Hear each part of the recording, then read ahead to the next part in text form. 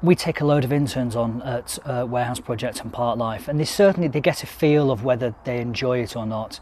I don't think it's essential. I think at the age of 18, you kind of know what you want to do. You've certainly got a feeling for it.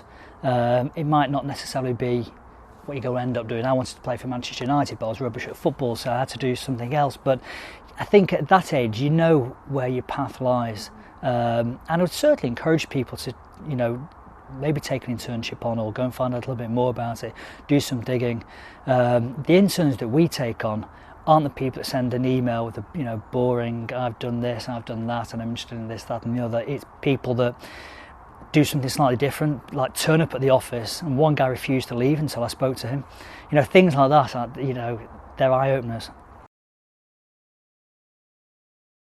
My first job was in a clothes shop, but before I started working, I wish I'd taken a gap year out just to travel and relax and to see other things that are going on and maybe get new interests. And so I would suggest you take a gap year before university. In the middle doesn't make any sense in the slightest to me.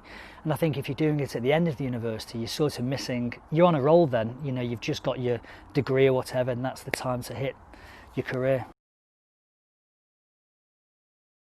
I wouldn't take it too seriously, to be honest. I do see, obviously, with Warehouse Projects, I see the new freshers coming in every year, not coming to Warehouse, but I see them enter Manchester, and sometimes you can just tell they're taking it far too seriously. Just chill out a little bit. And I would say try and enjoy those 3 years. For most people, it's the first 3 years away from your parents, and try and just experience life a little bit, rather than just getting knuckled down to books.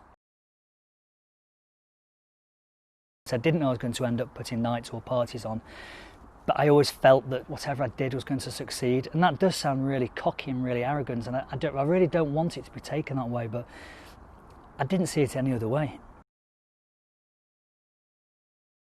Every single season, the night before we put the Warehouse Project lineups out, and people always say, oh, you're going to be fine, to sell out, it always sells out, but year on year you actually sit there and you panic, and I spend all day looking at people's comments and what they're saying about the lineups, because you're only as good as your last show, and you're always expecting that one blip year, and then from there it goes down. So fortunately it's been our best selling year yet.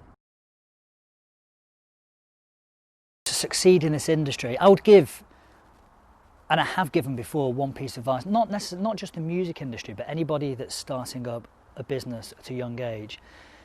And it sounds really corny because it's the obvious thing that you will have heard a million times before, but you're 18, 19, 20, 25, 26, 27, you're young enough to fail.